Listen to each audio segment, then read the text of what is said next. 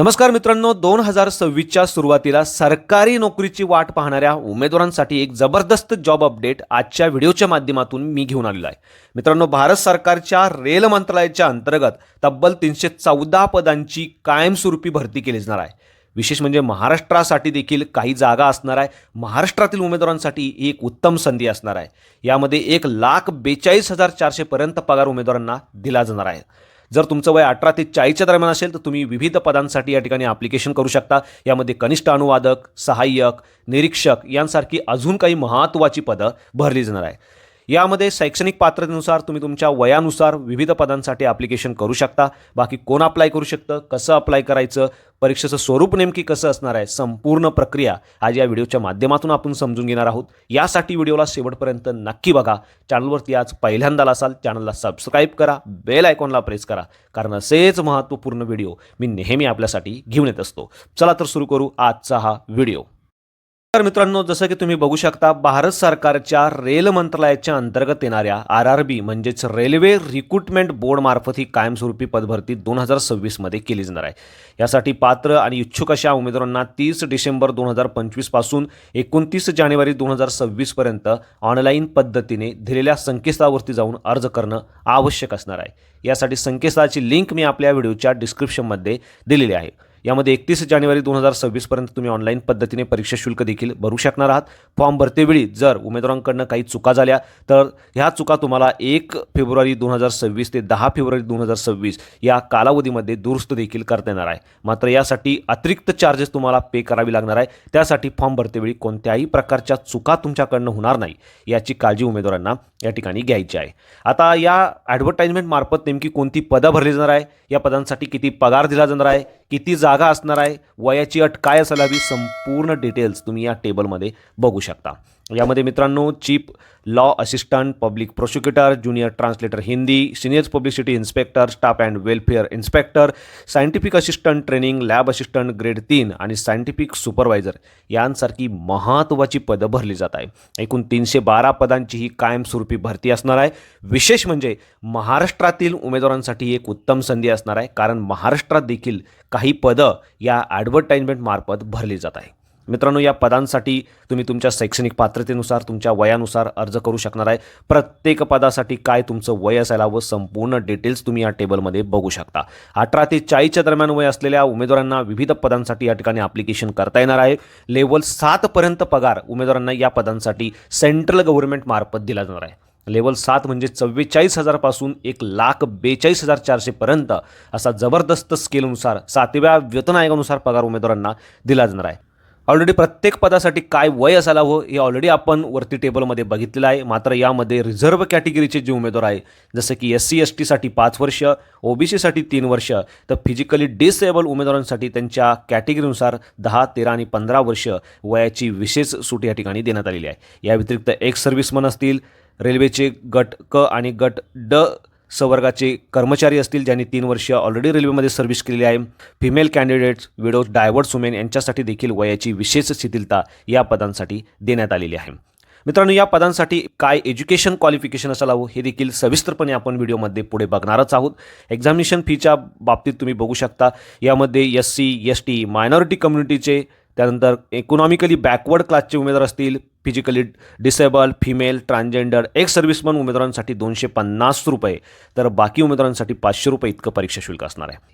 हे देखील तुम्ही या ठिकाणी बघू शकता. ही परीक्षा शुल्क उमेदवारांना ऑनलाईन पद्धतीने पे करणं आवश्यक असणार आहे.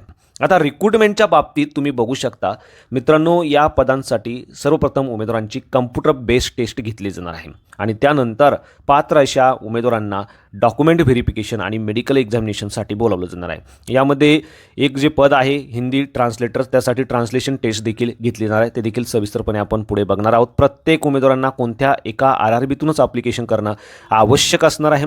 यामध्ये उमेदवारांची 100 प्रश्नांची 100 गुणांची एक्झाम घेतली जाणार आहे, ज्यासाठी 90 मिनिटाचा अवधी उमेदवारांना दिला जाणार आहे.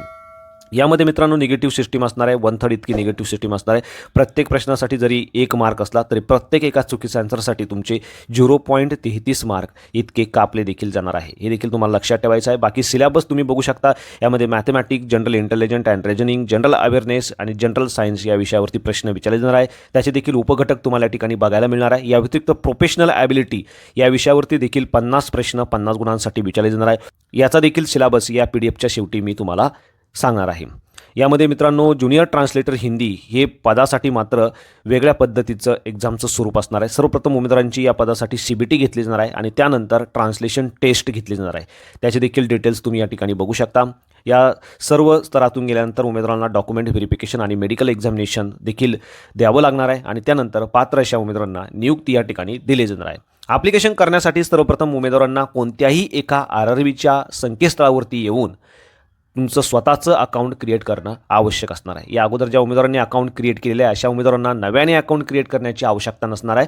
डायरेक्टली तुम्ही ॲप्लिकेशन करू शकता. ज्यामध्ये फोटोग्राफ, सिग्नेचर, तुमची संपूर्ण वैयक्तिक माहिती, शैक्षणिक माहिती व्यवस्थित भरायची आहे. यामध्ये तुम्ही कोणत्याही एका RRBमधनं ॲप्लिकेशन करू शकता. तुम्ही महाराष्ट्रातून असेल तर महाराष्ट्रासाठी मुंबई RRBची वेबसाईट तुम्ही या ठिकाणी बघू शकता. या वेबसाईटची लिंक देखील मी आपल्या व्हिडिओच्या डिस्क्रिप्शनमध्ये तुमच्या माहितीसाठी दिलेली आहे. पहिलं जे पद आहे चीफ लॉ असिस्टंट हे पद आहे. 7व्या वेतन आयोगानुसार उमेदवारांना या पदासाठी पगार दिला जाणार आहे. यामध्ये कोणत्याही मान्यताप्राप्त विद्यापीठातून लॉमधनं तुमची पदवी आणि 3 वर्षाचा अनुभव उमेदवारांकडे असणं आवश्यक असणार आहे. या व्यतिरिक्त जे रेल्वेचे कर्मचारी आहे आणि ज्यांनी लॉ केलेला आहे अशा उमेदवारांना मात्र 5 वर्षाचा रेल्वेचा एक्सपिरियन्स असेल तरी ॲप्लिकेशन या पदासाठी करता येणार आहे. पुढचं जे पद आहे पब्लिक प्रोसिक्युटर हे पद आहे. या पदासाठी कोणत्याही मान्यताप्राप्त विद्यापीठातून लॉमधनं पदवी उमेदवारांची असणं आवश्यक असणार आहे. या व्यतिरिक्त 5 वर्षाचा ॲडव्होकेटचा एक्सपिरियन्स देखील या पदासाठी अनिवार्य आहे. पुढचं पद आहे ज्युनियर ट्रान्सलेटर हिंदी. या पदासाठी मास्टर पदवी तुमची हिंदी विषयातनं इंग्लिश विषयासहित किंवा इंग्लिश विषयातनं हिंदी विषयासहित असणं आवश्यक असणार आहे. या व्यतिरिक्त कोणत्याही विषयातनं तुम्ही मास्टर पदवी केलेली आहे मात्र हिंदी किंवा इंग्लिश हा तुमचा सब्जेक्ट मास्टर पदवीला होता तर देखील तुम्ही या पदासाठी ॲप्लिकेशन करू शकणार आहात. त्याचे देखील डिटेल्स तुम्हाला या ठिकाणी बघायला मिळणार आहे. पुढचं पद आहे सिनियर पब्लिसिटी इन्स्पेक्टर. या पदासाठी देखील कोणत्याही मान्यताप्राप्त विद्यापीठातून दिलेल्या विषयातनं तुमची पदवी आणि डिप्लोमा असणं आवश्यक असणार आहे. म्हणजे कोणत्याही मान्यताप्राप्त विद्यापीठातून कोणत्याही शाखेतून तुम्ही पदवी केलेली आहे आणि दिलेल्या विषयातनं डिप्लोमा तुमचा झालेला आहे तर तुम्ही ॲप्लिकेशन करू शकता. पुढचं जे पद आहे मित्रांनो स्टाफ अँड वेलफेअर इन्स्पेक्टर हे पद असणार आहे. या पदासाठी ग्रॅज्युएशन प्लस दिलेलं क्वालिफिकेशन तुमच्याकडे असणं आवश्यक असणार आहे. म्हणजे दिलेल्या विषयातनं डिप्लोमा तुम्ही केलेला आहे तुम्ही ॲप्लिकेशन करू शकता. पुढचं पद आहे सायंटिफिक असिस्टंट ट्रेनिंग. यासाठी मास्टर पदवी सायकोलॉजीमधनं आणि 1 वर्षाचा एक्सपिरियन्स दिलेल्या फील्डचा या ठिकाणी मागितलेला आहे. या व्यतिरिक्त ज्या उमेदवारांकडे कम्प्युटर अँड स्टॅटिस्टिक्सचं नॉलेज आहे, इंडस्ट्रियल अँड ऑर्गनायझेशन सायकोलॉजीचं नॉलेज आहे अशा उमेदवारांना विशेष प्राधान्य या पदासाठी दिलं जाणार आहे. पुढचं पद आहे लॅब असिस्टंट ग्रेड 3. या पदासाठी 12वी सायन्स असलेले उमेदवार ॲप्लिकेशन करू शकतात. तर सायंटिफिक सुपरवायझर या पदासाठी कोणत्याही मान्यताप्राप्त विद्यापीठातून सायकोलॉजीमधनं पदवी असणं आवश्यक असणार आहे. म्हणजे मास्टर पदवी असणं आवश्यक असणार आहे. तर अशा पद्धतीने प्रत्येक पदासाठी तुम्ही तुमच्या शैक्षणिक पात्रतेनुसार ॲप्लिकेशन करू शकता. प्रत्येक RRB वाईज किती जागा असणार आहे ते देखील तुम्हाला सविस्तरपणे या ठिकाणी बघायला मिळणार आहे. तुम्ही जर महाराष्ट्रातून असाल महाराष्ट्रासाठी मुंबई RRBसाठी देखील तुम्ही या पदांचं डिस्ट्रीब्युशन या ठिकाणी बघू शकता. पदानुसार तुम्ही या ठिकाणी डिस्ट्रीब्युशन चेक करायचं आहे आणि त्यानुसार तुमच्या आवडीनुसार या ठिकाणी ॲप्लिकेशन करायचं आहे. यामध्ये PDFच्या शेवटी प्रत्येक पदासाठी नेमकी काय सिलेबस असणार आहे ते देखील तुम्ही चेक करू शकता. तुमच्या माहितीसाठी ही PDF देखील मी आपल्या व्हिडिओच्या डिस्क्रिप्शनमध्ये दिलेली आहे. तर अशा पद्धतीने मित्रांनो अत्यंत महत्त्वपूर्ण असा हा व्हिडिओ होता. व्हिडिओ आवडल्यास नक्कीच शेअर करा.